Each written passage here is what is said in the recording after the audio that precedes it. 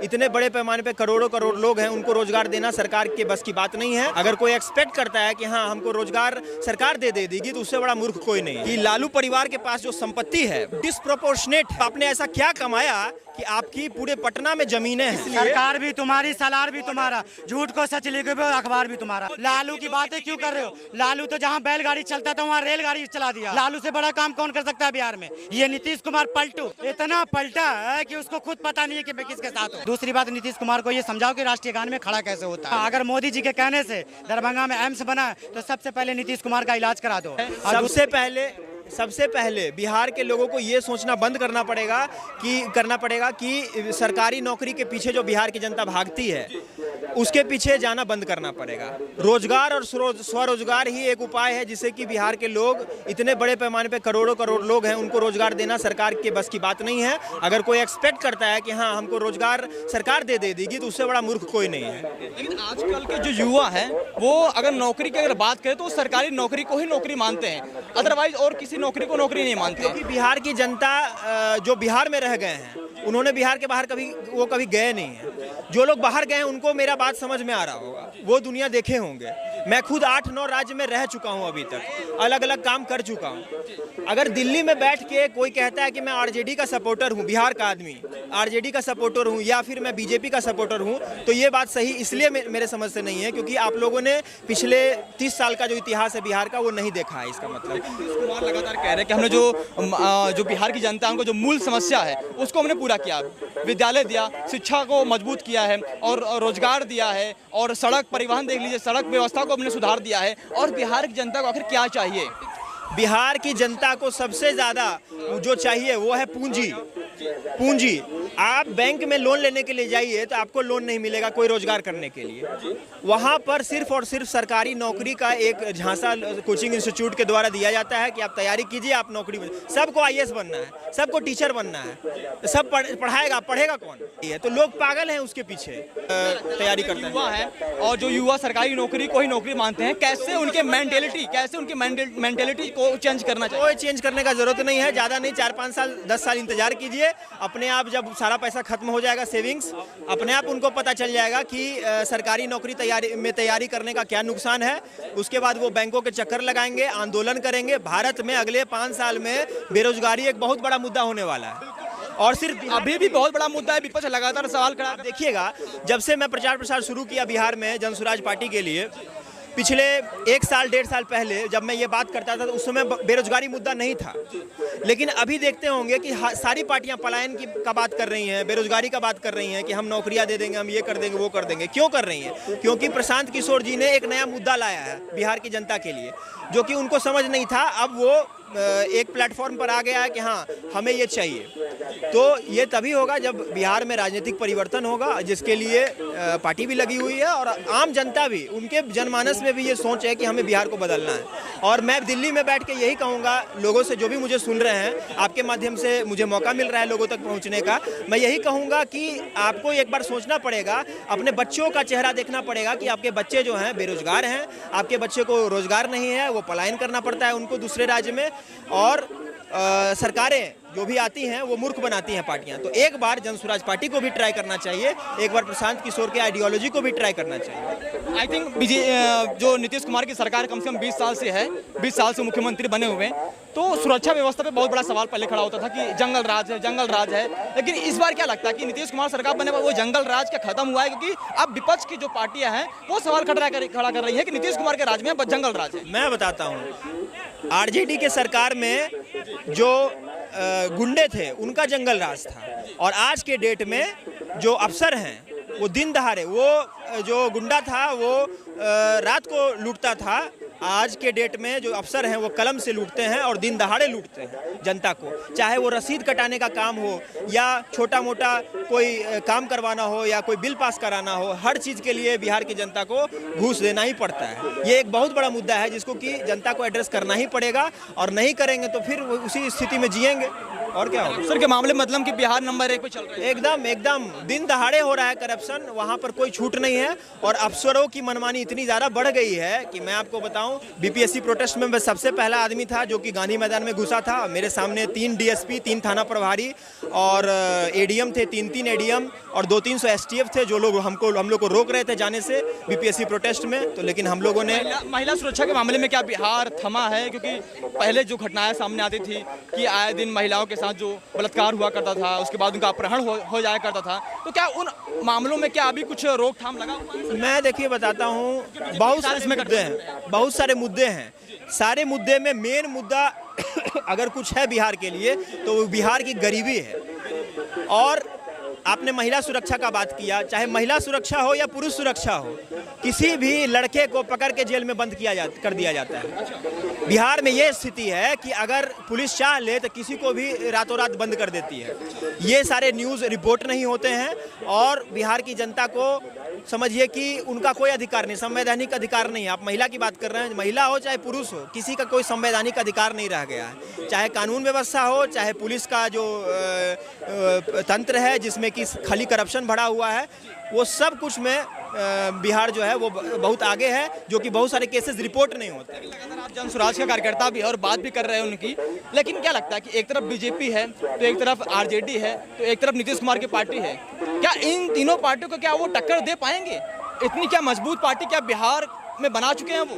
देखिए ये तो वक्त ही बताएगा, मैं क्या कहूँ, मैं कोई भविष्यवक्ता हूँ नहीं, लेकिन इतना पता है कि समय आ गया है कि अब बिहार की जनता को जो सोच का बदलाव है वो बदलाव लाने का समय आ गया है। जहाँ आप युवा हैं, जन स्वराज की पार्टी को समर्थन करते हैं, उनके कार्यकर्ता भी हैं, लेकिन चिराग पासवान का भी एक अलग ही क्रेज बिहार में माना जाता है क्योंकि वो भी युवा नेता हैं। और बिहार में भी आपने देखा कि लोकसभा इलेक्शन में अपने जितनी सीटों पर उन्होंने चुनाव लड़ा था वो सारी सीटें उन्होंने जीत कर वापिस आए।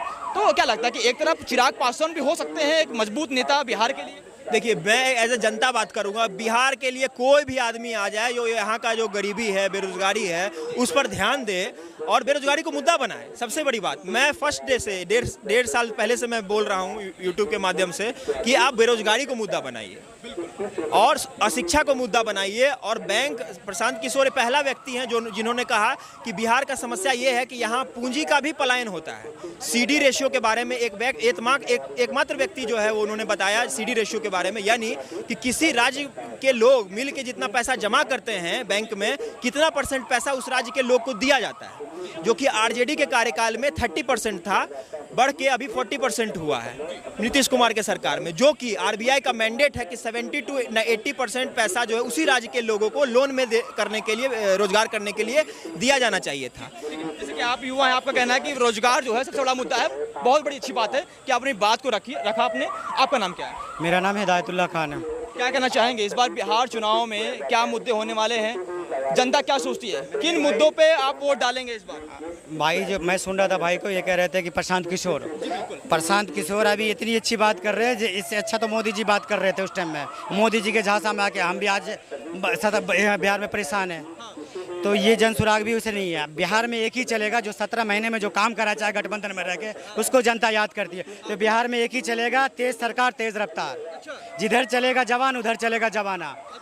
आप मोदी जी जो कहते थे ना बिहार में, मोदी जी बिहार में अभी जाके कहते थे, 2011 में गए थे तो कह रहे थे कि ये जो चीनी मिल बंद पड़ा है ना, जब मैं अगली बार आऊँगा तो इसी चीनी मिल के चीनी का चाय पी के मैं जाऊँगा। आज तक कुछ चीनी मिल चालू हुआ है? जब भी जाते हैं बिहार में, झारखंड में गए थे तो मैं दरभंगा में एम्स बना दिया, गूगल पे सर्च मारो दरभंगा में एम्स नजर नहीं आएगा। हाँ, अगर मोदी जी के कहने से दरभंगा में एम्स बना तो सबसे पहले नीतीश कुमार का इलाज करा दो। और दूसरी बात, नीतीश कुमार को ये समझाओ कि राष्ट्रीय गान में खड़ा कैसे होता है। 17 महीने की आप बात कर रहे हैं कि उन्होंने काम करके जो गए हैं, वो कह रहे हैं उन्हीं के शासनकाल में उनके जो पिताजी जो शासनकाल करके गए थे वो जंगल राज था। हाँ, तो मैं तो यही बोल रहा हूँ ना। मैं फॉर्डर स्कैम, ये फॉर्डर स्कैम है। ये अभी मैंने सर्च किया, Lalu's initial chargesheet filed by CBI 27 April 1996 was case against RC related to fraudulent withdrawal of $370 million। $370 million। और सुन लीजिए, पूरा सुन लीजिए, $370 million, जो कि लगभग अगर 8,000 करोड़ को 1/3 से डिवाइड कीजिएगा तो लगभग 2-3 हज़ार करोड़ रुपया होते हैं उस समय के टाइम में। अगर आप इन्फ्लेशन से एडजस्ट करते हैं तो जो कि लगभग अभी के टाइम में 10,000 करोड़ से कम का नहीं होगा, 10-15 हज़ार करोड़ से कम का नहीं होगा। एक व्यक्ति, सुनिए, एक व्यक्ति, इसकी बनी बनाई अच्छा सुनिए, और इसको इसको कह रहे, कितना बड़ा सुनिए घोटालेबाज सुनिए का मौज कर रहा है। देखे तो ना दिल्ली में केजरीवाल कितना बड़ा घोटालेबाज था, मनीष सिसोदिया कितना बड़ा घोटालेबाज था, सतेंद्र से कितना, सब आजाद कर रहा है। तो इनका घोटाला नजर आ रहा है। एक बार इसको कहो कि बीजेपी का सर्च मार के देखे, जब तक ये सत्ता में, अगर बीजेपी की सरकार गई है कि एक नेता घोटाले में जाएगा जेल में। तो मैं बात नहीं करूंगा। डिस्प्रोपोर्शनेट एसेट केस, मतलब कि लालू परिवार के पास जो संपत्ति है वो डिस्प्रोपोर्शनेट है। मतलब आपने ऐसा क्या कमाया कि आपकी पूरे पटना में जमीनें हैं, और जमीनें कहां से आई? इसका जो चार्जशीट फाइल किया गया है सीबीआई के द्वारा, आपकी सारी जमीनें नौकरी देके सारा नोट कर दीजिए किस चैनल पे आप, कौन सा न्यूज चैनल पे आप? मैं यूट्यूब पे ये विकिपीडिया से बता रहा हूँ। और सुन लीजिए, और विकिपीडिया पे तो भारत ने बैन कर दिया था, आपको शायद याद है। ना सुनिए, विकिपीडिया पे वो चले जाएंगे, वो रुकेंगे नहीं, मैं जानता हूँ। इसलिए सरकार भी तुम्हारी, सलार भी तुम्हारा, झूठ को सच लिखे भी अखबार भी तुम्हारा। तो इनका पुरिंदा यही चलता है कि मतलब कि लालू यादव जो जेल गए, ये हाई कोर्ट हो चाहे सुप्रीम कोर्ट हो, सब मूर्ख है। अरे जेल तो बड़े बड़े नेता जाते, कौन नहीं गया? ये कि भगत सिंह भी जेल गए हैं, तो भगत सिंह को कंपेयर कर दीजिए लालू यादव से। एक मिनट, भगत सिंह जी को एक बार याद, चुप। भगत सिंह को इन चारा चोरों इनसे मिला रहे हो तुम यार, कैसी बातें कर रहे हो यार, तुम कैसी बातें कर रहे हो यार। कुछ भी कह और आप भी कह रहे थे, भगत सिंह तो देश को आजाद करवाने के लिए अपने आप को कुर्बान कर दिया उन्होंने। तुम एक नेता से भगत सिंह जी को मिला रहे हो यार, कहाँ से लॉजिकल बात है यार, ये बेवकूफी वाली बात है। जहालत इतनी दिखा रहे हो कि इतनी दिखाओ, बिल्कुल यार नहीं, गलत तो गलत है। गलत सोच रहे हैं, इनका ये कहने का मतलब नहीं था। सिंह जी को, अगर भगत सिंह जी नहीं होते आज हम आजाद नहीं होते, आज हम अपने गर्व से अपने हिंदुस्तान नहीं कहते। भगत सिंह जी ने जो करा है वो देश का कोई भी युवा नहीं कर सकता, जो उनकी कुर्बानी है, उनके लिए कुर्बान, देश के लिए कुर्बान हुए वो। जो चोरी के घोटाले में गए थे केस में, घोटाला सभी कर सकता है भाई साहब। लालू की बातें क्यों कर रहे हो? लालू तो जहाँ बैलगाड़ी चलता था वहाँ रेलगाड़ी चला दिया। लालू से बड़ा काम कौन कर सकता है बिहार में? ये नीतीश कुमार पलटू इतना पलटा है कि उसको खुद पता नहीं है कि मैं किसके साथ हूँ। लेकिन घोटाला किया था कि नहीं किया था, हाँ या ना? वो इतना पलटा है, अबे सब नेता करता है, छोट बोट सब में चलता है। घोटाला कौन सा नेता नहीं करता मुझे बताओ। अब एक बात बताओ, कौन से नेता ने घोटाले नहीं करे? बताओ, चलो बताओ, तुम बताओ, मैं तुमसे पूछना चाहता हूँ। जेल गए कि नहीं जेल गए, साबित हुआ कि नहीं हुआ? एक मिनट, ये तुम्हारी बात को कोट कर रहा हूँ मैं, ये तुम्हारी आरोप लगाना अलग बात होता है, और अगर जेल बोलो या तुम बोल लो, मैं बोलूँ या तुम बोलो, मैं बोलूँ या आप बोलो, मुझे ये बताओ कि इसके, एक बार यार चुप तो हो जा, तू भी बड़ा कुत्ते की तरह भौंकता रहेगा। अबे भैया एक बात बताओ, घोटाला सब करते हैं और बहुत से नेता जेल गए हैं, सारे बहुत से नेता, अगर 100 में से तो 20% जेल में होके आए वो, फिर भी आज वो कॉलर वाइट लेके खड़े हुए। क्यों लेके खड़े हुए? भाई हिंदुस्तान है ये, जहाँ वॉशिंग पाउडर निरमा है, दूध की सफेदी निरमा से आए, वो सारे निरमा से धुल जाते हैं। मैं किसी को गलत नहीं कह रही हूँ। क्या लगता है घोटालेबाज को आप इस बार चुनेंगे बिहार इलेक्शन में, या किसी अच्छे नेता को चुनेंगे? भैया एक बात बता दूं, तुम बिहार की बातें करो, सबसे ज्यादा IPS बिहार के हैं, सबसे ज्यादा डॉक्टर बिहार में है, सबसे ज्यादा इंजीनियर आपको बिहार में मिलेंगे। आज एक बिहारी सब पे भारी है, लगाओ शरत इस बात की। लेकिन मैं ये कह रहा हूँ, सरकार देखो, मैं तो दिल्ली का हूँ, मैं बिहार का तो हूँ नहीं। अगर बिहार में आपको बिहारी लोगों किसी की सरकार लानी है, जिसके आपको ऊपर विश्वास हो, जिसके आपको दिल मुतमईन हो, उसको लाना। मैं ना मोदी जी का सपोर्टर हूँ, ना मैं राहुल का सपोर्टर हूँ, ना मैं लालू जी का सपोर्टर हूँ। जिसका आपका दिल करे, जिसको भरोसा हो आपको, उसको लाना, बस खत्म बात। क्या लगता है आपको? आप तो तेजस्वी के पे ही अटक गए हैं। हाँ, मैं वही पे अटकूंगा। लेकिन आगे देखिए ना, चिराग पासवान भी आ गए हैं सामने। एक ही काम कर सकता है, कंगना रावत को लेके शूटिंग पे जा सकता है, लेकिन वो तो उस लायक भी नहीं रहा। अभिनेता में तो चला नहीं, नेता में क्या चलेगा? 5 सीट जीता था, 3 सीट को बेच दिया, 1 सीट बहन वही में रह गया। आपका तो परिवार, उसका चाचा था, बाप था, बेटा है, तो वहाँ पर परिवार बात नहीं दिखता है, खाली लालू प्रसाद में दिखता है। भाई साहब 17 महीने का जो काम करा है ना बिहार में, पूरी जनता उसे याद करती है। पूछ रहे हैं कि आप किसी अच्छे नेता को चुनिए। आप चारा चोर को कुछ नेता, नाम से क्या मतलब है भाई? आपका नाम नाम बताइए। से क्या मतलब है? मैं नाम हिंदुस्तानी हूँ, नाम से कोई मतलब नहीं, मैं हिंदुस्तानी हूँ भाई। अपना नाम बता ही दीजिए। क्या हम तो बता दिया, ये 10 बार बता दिया। MD हिदायतुल्लाह खान, पूर्णिया जिला से रहने, पप्पू यादव हमारे सांसद है। बोलो इनसे।